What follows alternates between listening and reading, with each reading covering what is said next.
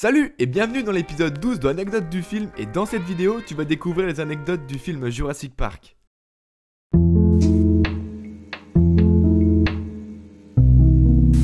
Le film Jurassic Park, ou au Québec le parc Jurassique, ouais ça fait tout de suite moins classe, est un film américain réalisé par Steven Spielberg et sorti en 1993. C'est une adaptation du roman de Michael Crichton paru en 1990. Steven et Michael bossent ensemble sur la série ER et Steven a demandé à Michael ce qu'il faisait en ce moment. Et Michael lui a répondu qu'il était en train d'écrire un livre intitulé Jurassic Park. Et Steven était ultra intéressé et a directement contacté Universal pour acheter les droits du livre pour une valeur de 2 millions de dollars alors que le livre n'était même pas publié. Et c'est marrant parce que le développement du film a commencé avant que le livre soit publié. Steven a donc bossé avec Michael pour la réalisation du script du film car il contient une grande partie de son histoire.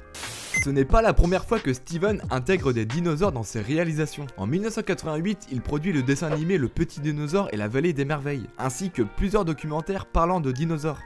En plein tournage du film, Steven se prend en photo avec le Triceratops, et l'humoriste Jen Branscombe l'a publié sur son compte Facebook avec pour légende une photo scandaleuse d'un chasseur posant gaiement à côté d'un Triceratops qu'il vient de massacrer. Merci de partager pour que le monde puisse montrer du doigt et faire honte à cet homme. Et aussitôt publiée, la photo s'est très vite répandue, avec plus de 30 000 partages et près de 10 000 commentaires, et certaines réactions sont juste énormes. Honteux, pas étonnant que les dinosaures ont disparu, des tarés comme lui ils en tuent un dès qu'ils le découvrent. Il devrait être en prison. Vous me décevez tellement, je ne regarderai plus jamais un de vos films, tueur d'animal.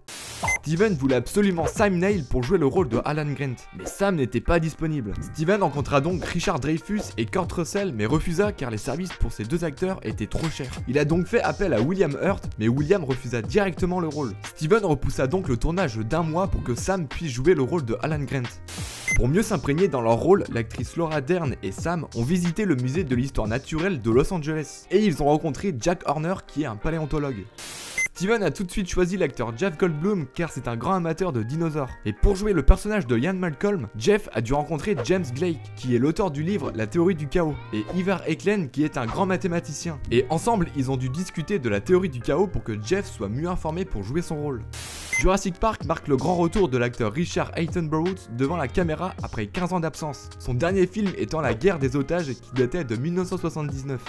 Après 2 ans et 3 mois de pré-production, le tournage du film a duré 9 mois, et le lieu de tournage fut principalement sur l'île hawaïenne de Kauai. Et durant le tournage du film, l'ouragan Iniki s'abat directement sur l'île et oblige l'équipe à quitter l'île. Et pour ce faire, c'est le pilote Fred Sorensen qui a été chargé d'évacuer l'équipe. Et ce fameux Fred est celui qui a joué le rôle du pilote et dans Indiana Jones à s'échapper au début des aventuriers de l'Arche perdue.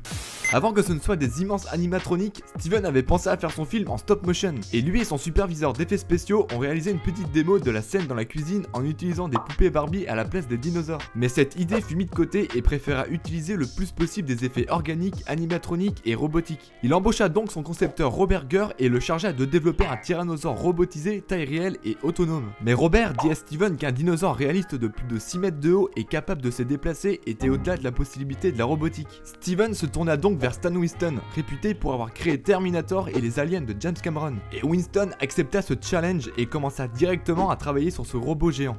Le vrai T-Rex d'il y a 65 millions d'années mesurait 13 mètres de long et 5 mètres de haut. Et l'animatronique du film mesure 12 mètres de long et 6 mètres de haut. Et pesait près de 8 tonnes. Le T-Rex est entièrement constitué de métal, de latex ainsi que de câbles électroniques. Il fut le plus gros animatronique jamais construit pour le cinéma, avant d'être battu par le Spinosaure dans Jurassic Park 3. Mais il n'y a pas que le T-Rex qui a été réalisé pour le film. Il y a aussi le Brachiosaure, le Dilophosaure, le Triceratops et le Vélociraptor. Et pour ce faire, la constitution des équipes pour réaliser tous ces robots ont été faites à main levée, afin que chacun puisse travailler sur la créature qui l'intéressait le plus. Et lors des votes pour travailler sur le Dilophosaure, un seul technicien leva la main, et il a donc été le seul à prendre en charge les décisions pour bâtir ce robot.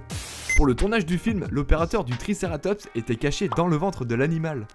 Dans cette scène, on aurait normalement dû assister à une naissance d'un Triceratops et non d'un Vélociraptor, mais cela a été abandonné quelques temps avant le tournage. Et une autre scène aurait dû être présente dans le film, celle d'un Triceratops portant Lex sur son dos. Et cette scène demanda 1 an de conception et de fabrication pour au final ne pas être présente dans le film.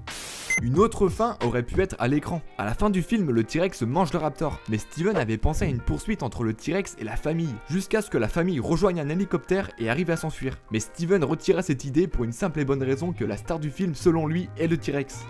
Dans le film, le T-Rex a une vision basée sur les mouvements de son environnement, mais cela n'a pas été prouvé par les scientifiques, et son cri a d'ailleurs été produit par un mélange de cris entre plusieurs animaux, un bébé éléphant, un alligator, un tigre et un chien. Et lorsque le T-Rex mange l'avocat, il s'agit en fait du son d'un cheval qui mange un épi de maïs. Pour les raptors, leur son est constitué d'un cri de dauphin, d'un cri de morse, le bruit d'une grue et des grincements d'humains. Bon, me demande pas c'est quoi des grincements d'humains, j'ai vu ça, je me suis même pas posé la question de ce que c'était. Le cri du dilophosaure est constitué d'un cri de cygne, d'un faucon, d'un singe hurleur et d'un crotal. Et le son du brachiosaure est constitué d'un chant de baleine et de plusieurs cris de singe. Après la sortie du film, des paléontologues ont affirmé que les vélociraptors avaient des plumes, ce qui n'est pas le cas dans le film. Joseph Mazzello avait auparavant auditionné pour jouer dans le film Hook de Steven Spielberg, mais ce jeune comédien n'a pas été retenu. Mais le metteur en scène a tellement été impressionné par sa prestation lors du casting qu'il a directement pensé à lui pour le rôle de Tim dans Jurassic Park. Une référence à Jurassic Park est faite dans le film Transformers. Au début du film, lorsque le logo DreamWorks apparaît et que l'on voit le reflet de la lune dans l'eau, on entend le son d'un Transformers et l'eau tremble. Cela fait allusion à la fameuse scène du verre d'eau qui tremble et qui annonce l'approche du T-Rex. Et tiens, tant que j'y suis, pour réaliser cette scène avec le verre d'eau, l'équipe ne parvenait pas à faire onduler l'eau au centre du verre. Ils ont testé plusieurs techniques, mais impossible d'avoir le rendu qu'ils attendaient. Et c'est finalement Steven Spielberg qui a eu la solution au problème. Il était dans sa voiture et il écoutait à fond la musique September de Earth, Wind and Fire. Et il a remarqué que son rétroviseur vibrait. Et il a eu un déclic. Et a pensé à mettre une corde de guitare en dessous le verre, puis pincer la corde pour faire vibrer le verre. Et ça a marché. Il a fallu 13 cascadeurs pour réaliser le film. Un petit clin d'œil au film Les Dents de la Mer apparaît dans Jurassic Park. Lorsque Donnie et John se disputent, on peut apercevoir juste ici le film Les Dents de la Mer, réalisé également par Steven Spielberg. Pour le rôle de Ian Malcolm, Jeff Goldblum est habillé en noir. Et Michael précise qu'il est habillé de cette façon pour ne pas perdre de temps à choisir ses vêtements. Et Jeff Goldblum joue également le rôle de Seth Brundle dans le film La Mouche de David Cronenberg. Et David invoque la même raison en parlant de sa façon de s'habiller dans son film. L'acteur Cameron Thor joue le rôle de Lewis Dawson. Il s'agit en fait d'une référence à Lewis Carroll, qui est l'auteur d'Alice au Pays des Merveilles, de son vrai nom Charles Dawson. De plus, le programme pour saboter la sécurité du parc, qui est confectionné par le personnage Donnie, s'appelle Lapin Blanc. L'audition pour Ariana Richards consistait à se tenir devant la caméra et crier de toutes ses forces. Steven voulait savoir combien elle pouvait montrer de terreur dans son cri. Plusieurs scènes se déroulent sous la pluie, et le latex qui recouvre le T-Rex s'imbibait d'eau et rendait la machine de plus en plus lourde et devenait incontrôlable. L'équipe était obligée de sécher le T-Rex avec de grands séchoirs afin de rendre le tournage sécurisé. Si dans cette scène,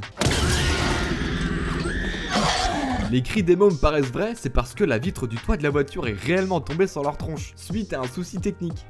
Pour étudier les mouvements du dinosaure Gallimimus, des techniciens ont tout simplement couru comme eux, c'est-à-dire les mains contre leur poitrine et ont dû courir sur une route avec plusieurs obstacles, afin de se rendre compte par eux-mêmes les mouvements à recréer. Dans cette scène, c'est bien une doublure qui la joue. Et là tu vas me dire, bah non, regarde, c'est l'actrice, on voit son visage là. Sauf que non, pendant la prise, la cascadeuse était obligée de relever la tête, ce qui l'obligea à dévoiler son visage. Ils ont donc superposé numériquement le visage d'Ariana en post-production. Tim fait référence au livre de Robert Baker sur les dinosaures, sauf que Robert est le conseiller technique du film. La sortie du film et peu après du livre a suscité un tel engouement que le nombre d'étudiants en paléontologie a explosé aux États-Unis et l'intérêt pour les dinosaures a subi une montée en flèche jamais atteinte depuis. Le budget du film s'élève à 63 millions de dollars pour réaliser un box-office de 1,30 milliard de dollars, ce qui fait un énorme bénéfice de 967 millions de dollars. Jurassic Park reçoit 13 récompenses dont 3 Oscars et 9 nominations.